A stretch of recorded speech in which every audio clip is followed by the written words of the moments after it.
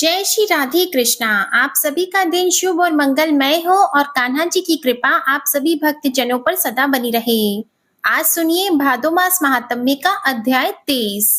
आज के अध्याय में आप सुनिए आगे की कथा। भूत भावन भगवान श्री कृष्ण ने पृथ्वी की प्रार्थना सुनकर तथास्तु कहा।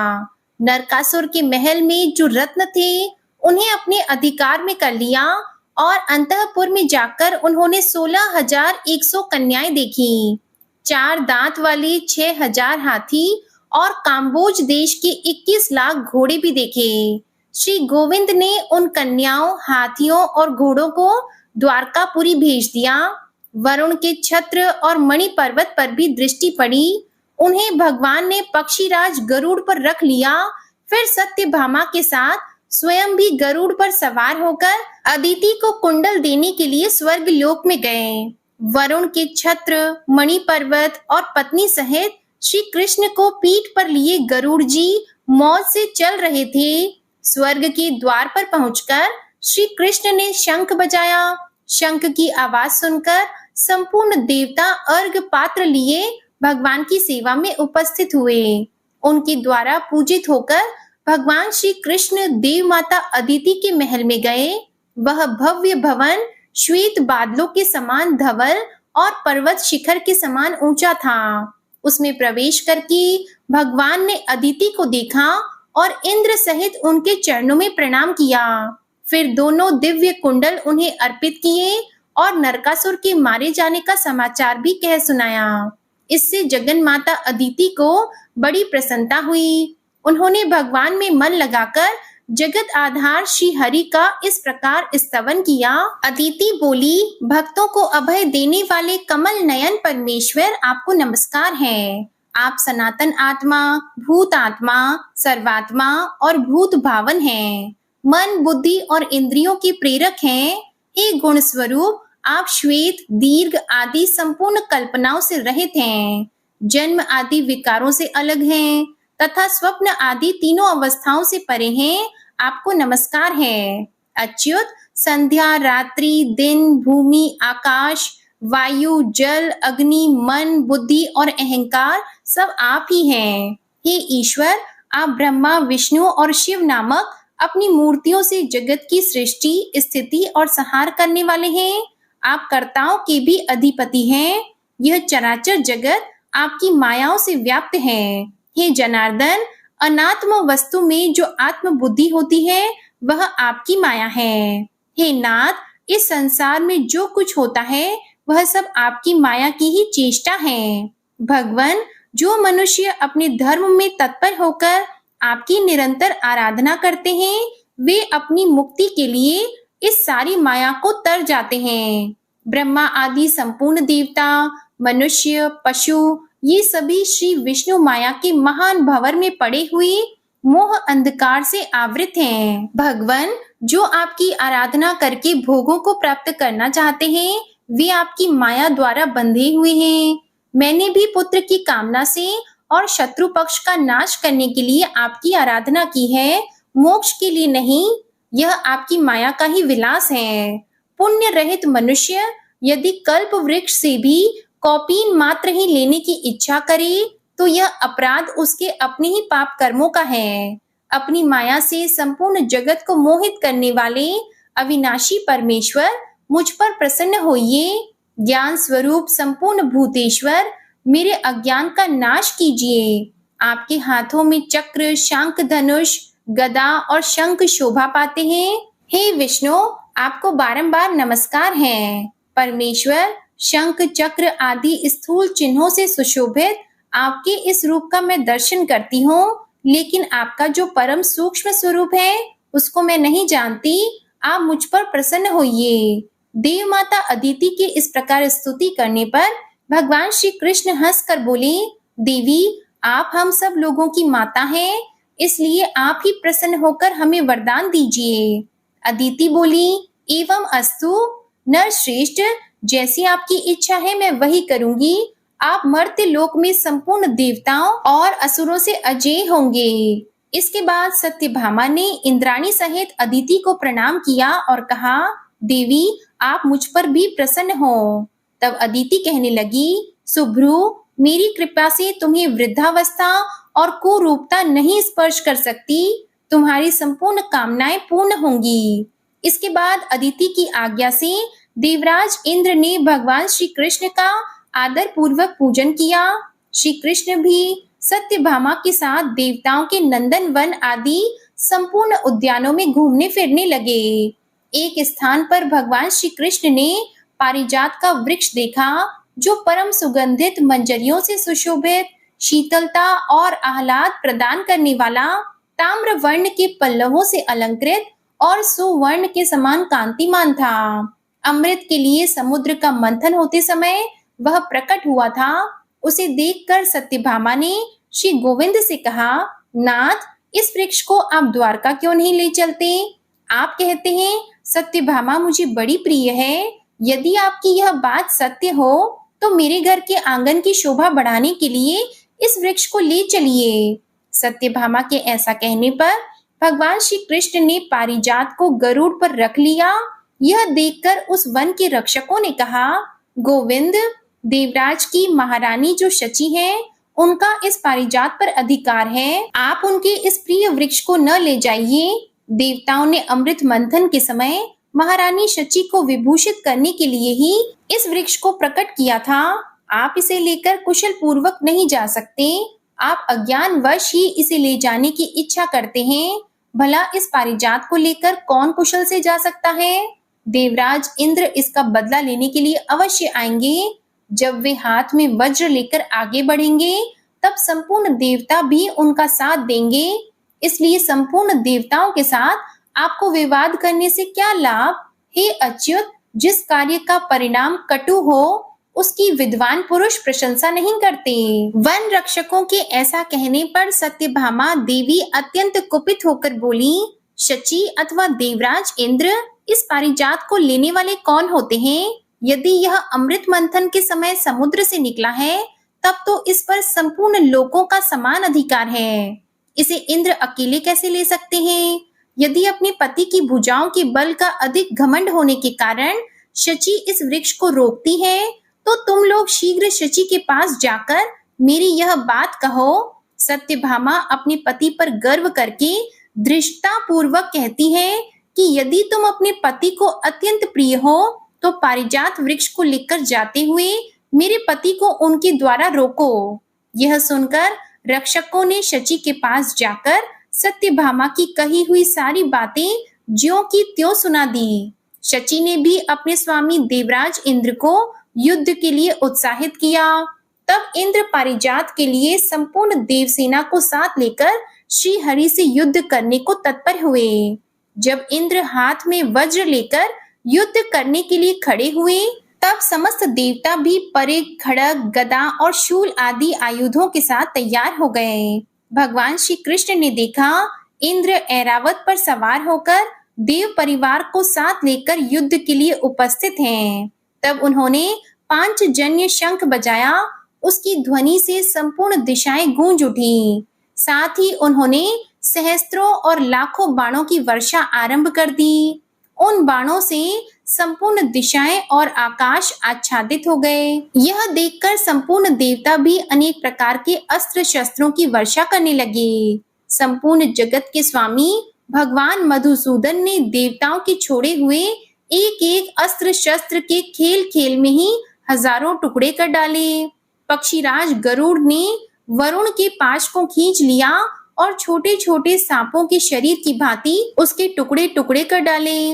भगवान देवकी नंदन ने यमराज के चलाए हुए दंड को गदा की मार से टूक टूक करके पृथ्वी पर गिरा दिया।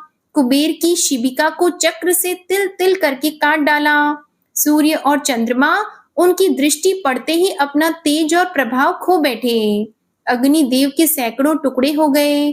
आठों वसुओं ने भगवान के बाणों की चोट खाकर आठों दिशाओं की शरण ली। 11 रुद्र भी धराशायी हो गए। उनके त्रिशूलों के अग्रभाग चक्र की धार से छिन्न भिन्न हो गए।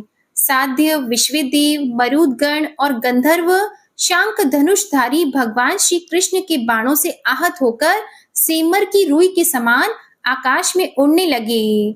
गरुड़ तो सदा आकाश में ही चलने वाले ठहरे। उन्होंने चोंच से, पंखों से और पंजों से भी देवताओं और दानवों को घायल कर डाला।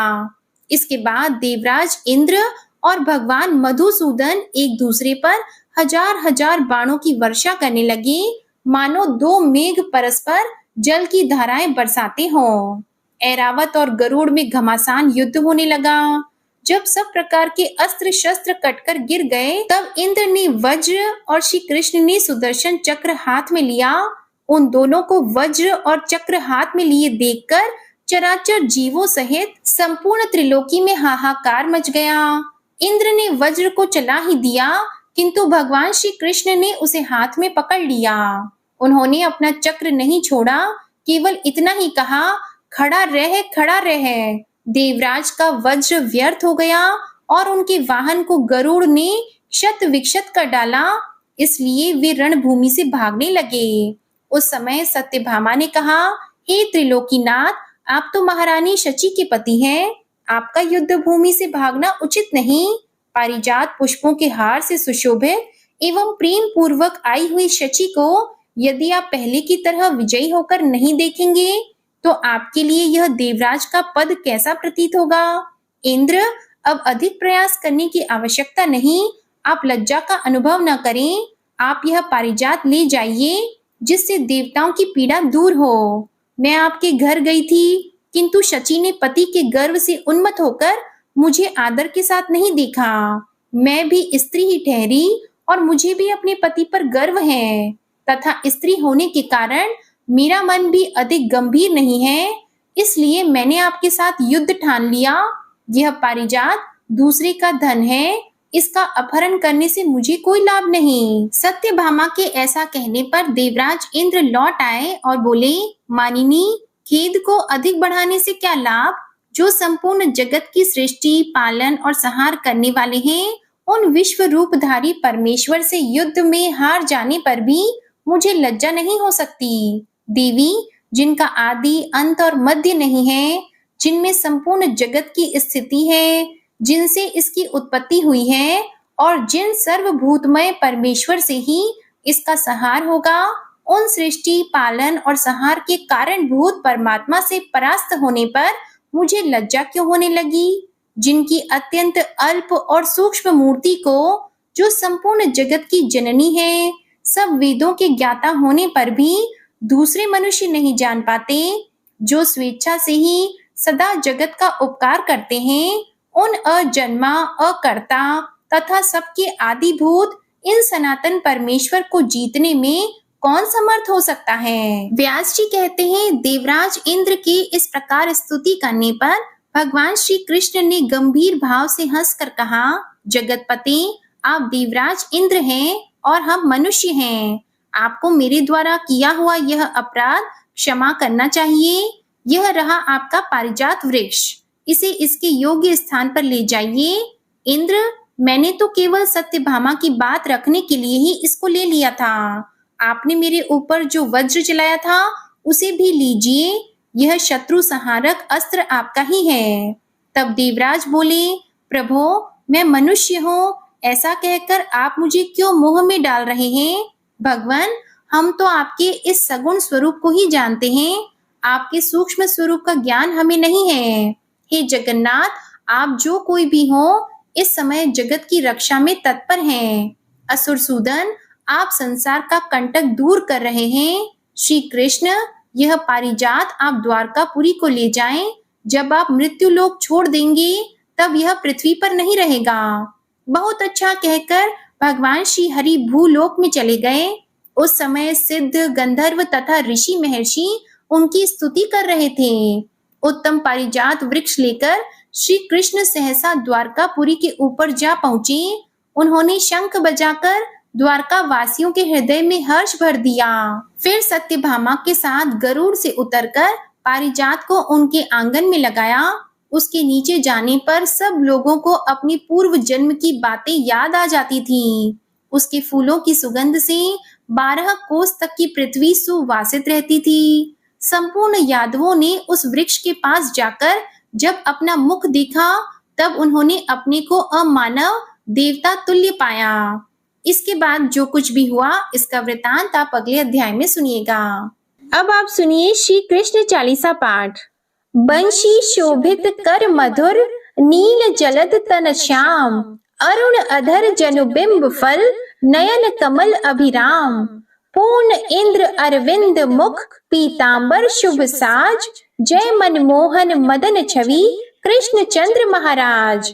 जय यदुनंदन जय जगवंदन, जय वसुदेव देवकी नंदन, जय यशोदा सुत नंद दुलारे, जय प्रभु भक्तन के द्रुग तारे। जय नट नागर नाग नथैया, कृष्ण कन्हैया धेनु चरैया।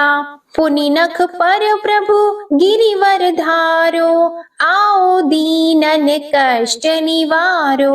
वंशी मधुर अधर धरि टेरो, होवे पूर्ण विनय यह मेरो। आओ हरि पुनि माखन चाखो, आज लाज भारत की राखो।